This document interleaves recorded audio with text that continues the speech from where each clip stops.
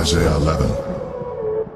And there shall come forth a rod out of the stem of Jesse, and a branch shall grow out of his roots. And the Spirit of the Lord shall rest upon him, the Spirit of wisdom and understanding, the Spirit of counsel and might, the Spirit of knowledge and of the fear of the Lord, and shall make him of quick understanding in the fear of the Lord. And he shall not judge after the sight of his eyes, neither reprove after the hearing of his ears. But with righteousness shall he judge the poor, and reprove with equity for the meek of the earth.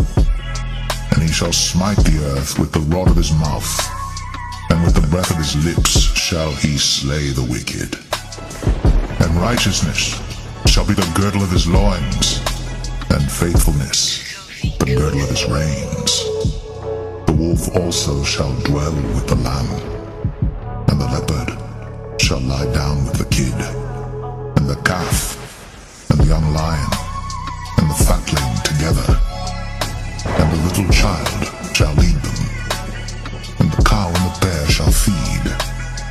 Their young ones shall lie down together, and the lion shall eat straw like the ox, and the sucking child shall play on the hole of the asp. And the weaned child shall put his hand on the cockatrice's den. They shall not hurt nor destroy in all my holy mountain, but the earth shall be full of the knowledge of the Lord, as the waters cover the sea.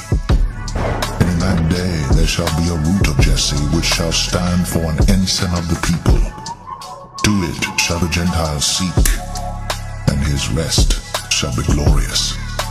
And it shall come to pass in that day that the Lord shall set his hand again the second time to recover the remnant of his people, which shall be left from Assyria, and from Egypt, and from Pathros, and from Cush, and from Elam, and from Shinar, and from Hamath, and from the islands of the sea.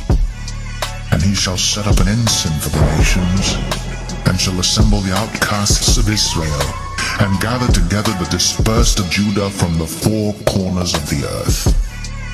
The envy also of Ephraim shall depart, and the adversaries of Judah shall be cut off. Ephraim shall not envy Judah, and Judah shall not vex Ephraim. But they shall fly upon the shoulders of the Philistines toward the west. They shall spoil them of the east together. They shall lay their hand upon Edom and Moab, and the children of Ammon shall obey them. And the Lord shall utterly destroy the tongue of the Egyptian sea, and with his mighty wind shall he shake his hand over the river, and shall smite it in the 7 streams, and make men go over dry shod. And there shall be an highway for the remnant of his people, which shall be left from Assyria, like as it was to Israel in the day that he came up out of the land of Egypt.